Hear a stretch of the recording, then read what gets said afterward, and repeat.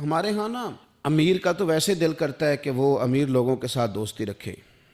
ان کے تو ویسے ہی بڑے مسئلے ہیں بیچاروں کے، انہوں نے اپنے کام نکلوانے ہوتے ہیں. تاجروں کو کچھ سیاستدانوں سے ربط رکھنا پڑتا ہے.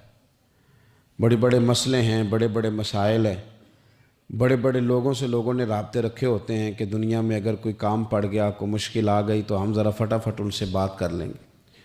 یہ تو معاملہ اپنی جگہ پہ قائم ہے کہ تاجر نے، سیاستدان نے، بڑے لوگوں نے بڑے لوگوں سے ربط بنائے.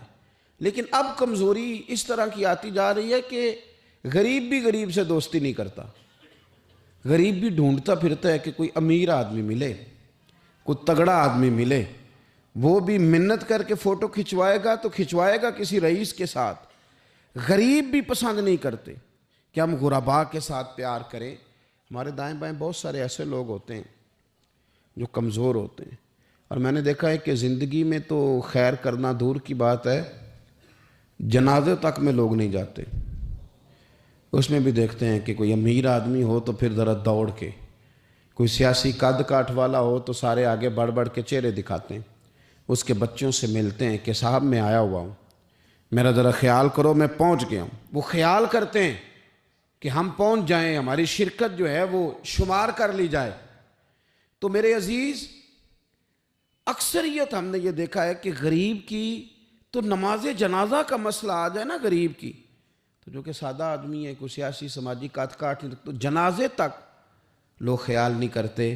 حالانکہ میرے نبی پاک علیہ السلام نے تو فرمایا جنازہ ایک مسلمان کا دوسرے مسلمان پر حق ہے. اس میں کوئی آپ کا سماجی رابطہ ہونا ضروری نہیں، کوئی سیاسی قد کاٹ ہونا ضروری نہیں. یہ تو ایک مسلمان کا دوسرے مسلمان پر حق ہے، اور حق اچھے طریقے سے ادا کرنے کی کوشش کرنا چاہیے. حدیث پاک سنی، حضرت ابو امامہ بن سہل بن حنیف رضی اللہ تعالیٰ عنہ حدیث کے راوی ہیں. اس حدیث کو امام نسائی رحمۃ اللہ تعالیٰ علیہ نے نقل کیا ہے. ارشاد فرماتے ہیں کہ اطراف مدینہ کے گاؤں میں سے ایک عورت بیمار ہو گئی. مدینہ کے ارد گرد گاؤں تھے، ان میں سے ایک عورت بیمار ہو گئی. بڑی مفلس تھی، غریب عورت تھی. نبی پاک صلی اللہ علیہ وسلم نہ اکثر اس کے بارے میں دریافت کرتے کہ بتاؤ اس بوڑھی اماں کا کیا حال ہے. ہمارے ہاں بھی خبریں آتی ہیں اخباروں میں، پوچھا جاتا ہے، لیکن کب؟ جب کسی بڑے آدمی کو کھانسی بھی لگ جائے، فلاں صاحب کو زکام ہو گیا اور ان کو فوری طور پر فلاں جگہ منتقل کر دیا گیا اور سیاسی اور سماجی سرگرمیاں انہوں نے معطل کر دی، تو یہ خبر سب جگہ بریک ہوتی. اس کو فوری طور پر آگے بڑھانے کی کوشش کی جاتی. ایک غریب عورت ہے، مدینے کی نہیں، مدینے کے اطراف میں جو گاؤں ہیں ان گاؤں کے رہنے والی ہے، پر اس کے نصیب دیکھو، اس کا مقدر دیکھو. ہر جگہ مدینے والے محبوب کے تذکرے. وہ کتنی نصیبوں والی عورت ہے جس کے بارے میں حضور کئی دفعہ پوچھتے کہ اس بیمار کا حال بتاؤ. بظاہر اس کا کوئی سیاسی، سماجی، مالی قد کاٹ نہیں، لیکن یوں لگتا ہے کہ اس کا قد حضور کی تیمارداری کی برکت سے جب نبی پاک نے اس کا پوچھا ہوگا تو یوں لگتا ہے اس کا قد آسمانوں کے برابر چلا ہو گیا، آسمانوں کے برابر چلا گیا ہوگا. رسول کریم علیہ السلام بار بار پوچھتے، اور جب اس کے زیادہ بیمار ہونے کی خبر آئی تو حضور نے فرمایا اگر وصال ہو گیا تو مجھے خبر کرنا. صحابہ کرام فرماتے ہیں رات کو وصال ہوا، رات کے وقت ہی غسل کفن کر کے اسے مدینہ شریف لایا گیا. لیکن جب معلومات کی گئی تو حضور بظاہر آرام فرمائے. حضور آرام کر رہے ہیں، صحابہ نے مناسب نہیں سمجھا کہ نبی پاک علیہ السلام کو تکلیف دی جائے. سرور کائنات صلی اللہ علیہ وسلم کو جگانا مناسب نہ سمجھا. لوگوں نے نماز جنازہ پڑھا، اس کو دفن کر دیا. حضور نے صبح پوچھا مجھے خبر کیوں نہیں دی؟ بڑے جنازے ہو کے گزر گئے، بڑے لوگ تھے جو چلے گئے، لیکن یہ کتنی نصیبوں والی ہے کہ حضور نے فرمایا مجھے بتایا کیوں نہیں؟ اب مجھے بتاؤ. او یارو ذرا غور کرنا، ساری دنیا گنبد خضرا پر، ساری دنیا حضور کی بارگاہ میں سلامی دینے، اور میرے نبی کریم صلی اللہ علیہ وسلم نے کیا فرمایا؟ فرمایا مجھے بتاتے نہیں اس کی قبر کہاں ہے. یعنی حضور قبر کا پتہ پوچھے.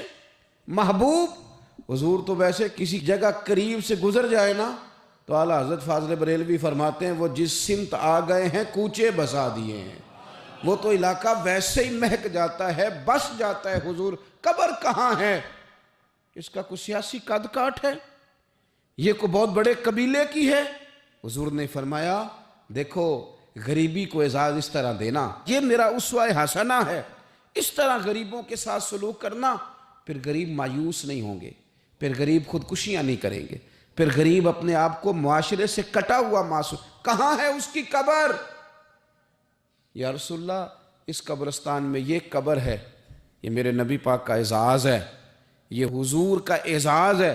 ویسے تو دوسرا جنازہ جائز نہیں، اگر وارث جنازہ نہ پڑھیں تو پھر دوسرا جنازہ پڑھا جا سکتا ہے، لیکن حضور تو وارث ہے نا اپنی ساری امت کے۔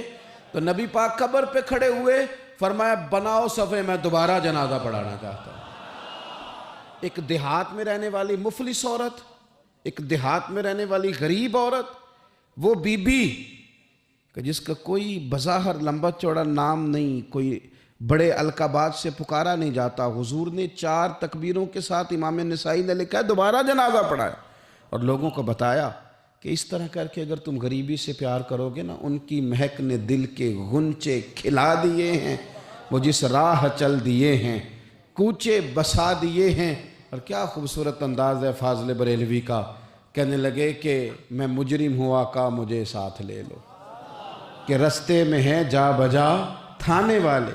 حضور آپ مہربانی کریں، ایک دفعہ تشریف لائیں، میرا بازو پکڑ کے مجھے گزار دیں۔